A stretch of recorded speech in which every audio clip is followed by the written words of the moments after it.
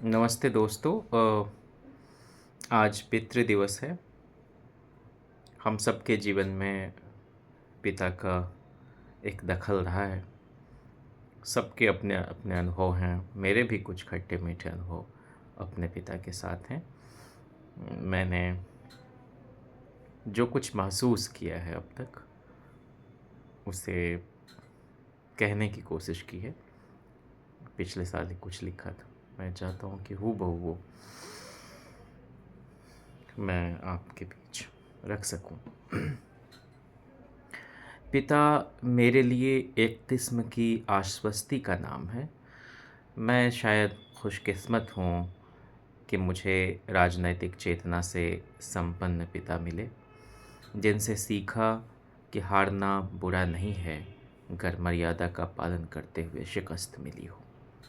और किसी भी कीमत पर जीतना अपनी आत्मा का सौदा करना है। ऐसा बिल्कुल नहीं कि वे दुनिया के सबसे अच्छे पिता हैं या मैं दुनिया का सबसे आज्ञाकारी पुत्र, क्योंकि दोनों ने अभी तक इस तरह का कोई सर्वे नहीं किया है। हम वैसे ही लड़ते झगड़ते बहस करते हैं जैसे कि दो सुलझे हुए आदमी को करना चाहिए। पहले कई बार उनके अड़ियलपन से खींच होती थी, अब शायद ज़्यादा बेहतर तरीके से उन्हें समझने की कोशिश करता हूँ।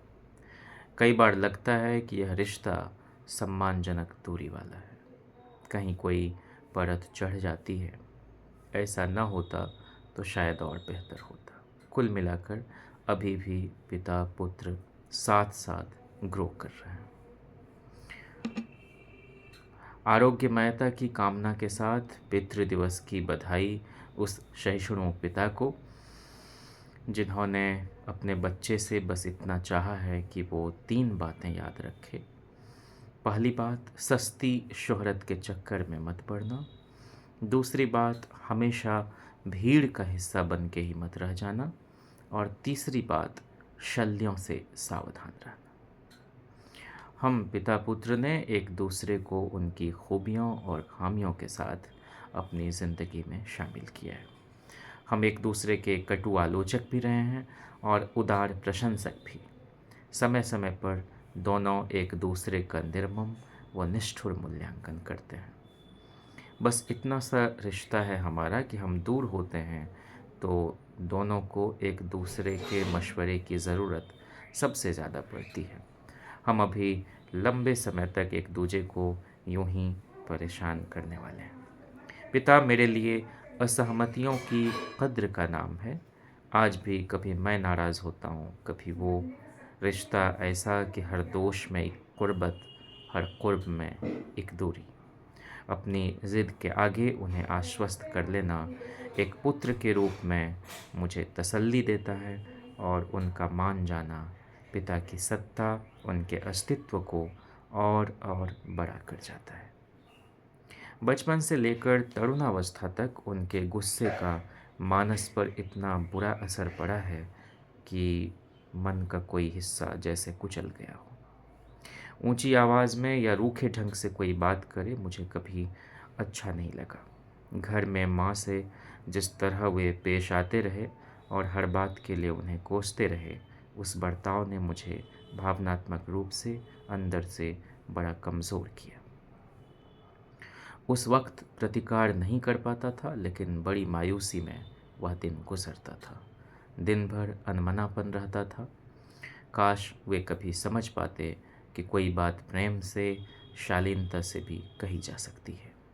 बच्चों के अच्छे बुरे रिजल्ट से खुद की प्रतिष्ठा जोड़ना दरअसल बच्चे को नाहक दबाव में लाना है, उन पर अतिरिक्त बोझ डालना है, उनकी मासूमियत छीनना है। वे समझ सकें तो समझें कि बच्चे को गेहूं की वास्तविकता और उन खेतों की तपिश के साथ गुलाब की कल्पना और उसकी खुशबू की सोहबत भी चाहिए। किशोरावस्था की उन कड़वी यादों को लेकर न जाने क्यों आज भी मन ही मन रिएक्ट करता हूँ। मुसलसल एक कश्मकश की सी स्थिति में खुद को पाता हूँ।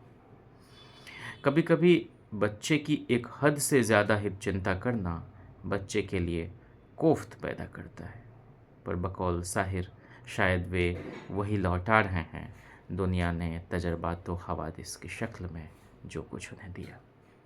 मेरे ऊपर तो पिता का साया है। मेरे पिताजी ने तो कभी जाना ही नहीं कि पिता की छाँव क्या होती है। वे बमुश्किल 3 वर्ष के रहे होंगे जब मेरे दादाजी नहीं रहे। तमाम शिकायतों के बावजूद हमेशा उनको लेकर फ़िक्र रहती है। उनका होना बहुत सी दुश्चिंताओं से उबारता है। वे सेहतमंद सुदीर्घ जीवन जिएं, थोड़े से लोकतांत्रिक हो जाएं, ये बाप वाला तत्व थोड़ा क्षीण रहे। वे बेहतर पति बन सकें और चिंता मुक्त रहकर प्रसन्न रहें। आज के दिन या कि हर दिन मेरी यही दुआ है। मैं बोलता गया हूँ, वो सुनता रहा खामोश।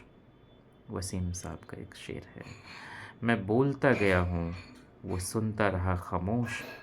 ऐसे भी मेरी हार हुई है कभी कभी। और आज मैं पिता को याद करते हुए, जबकि हम दूर हैं अभी, ये ज़रूर चाहता हूँ कि वे हमेशा स्वस्थ रहें। और मंगलेश डबराल की एक कविता पिता की तस्वीर, जो मेरे दिल के बेहद करीब है और मुझे बहुत ही सुकून भी देती है और एक कहने सॉलेस भी।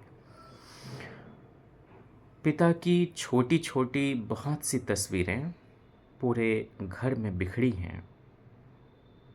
उनकी आँखों में कोई पारदर्शी चीज़ साफ चमकती है। वह अच्छाई है या साहस। तस्वीर में पिता खांसते नहीं, व्याकुल नहीं होते। उनके हाथ पैर में दर्द नहीं होता। वे झुकते नहीं, समझौते नहीं करते। एक दिन पिता अपनी तस्वीर की बगल में खड़े हो जाते हैं और समझाने लगते हैं, जैसे अध्यापक बच्चों को एक नक्शे के बारे में बताता है। पिता कहते हैं, मैं अपनी तस्वीर जैसा नहीं रहा, लेकिन मैंने जो नए कमरे जोड़े हैं, इस पुराने मकान में उन्हें तुम ले लो। मेरी अच्छाई ले लो उन बुराइयों से जूझने के लिए जो तुम्हें रास्ते में मिलेंगी। मेरी नींद मत लो, मेरे सपने लो। मैं हूँ कि चिंता करता हूँ, व्याकुल होता हूँ, झुकता हूँ, समझौते करता हूँ। हाथ पैर में दर्द से कराहता हूँ, पिता की तरह खांसता हूँ, देर तक पिता की तस्वीर देखता हूँ। शुक्रिया। सभी मित्रों के पिता स्वस्थ रहें, प्रसन्न रहें, मेरी यही दुआ है। शुक्रिया।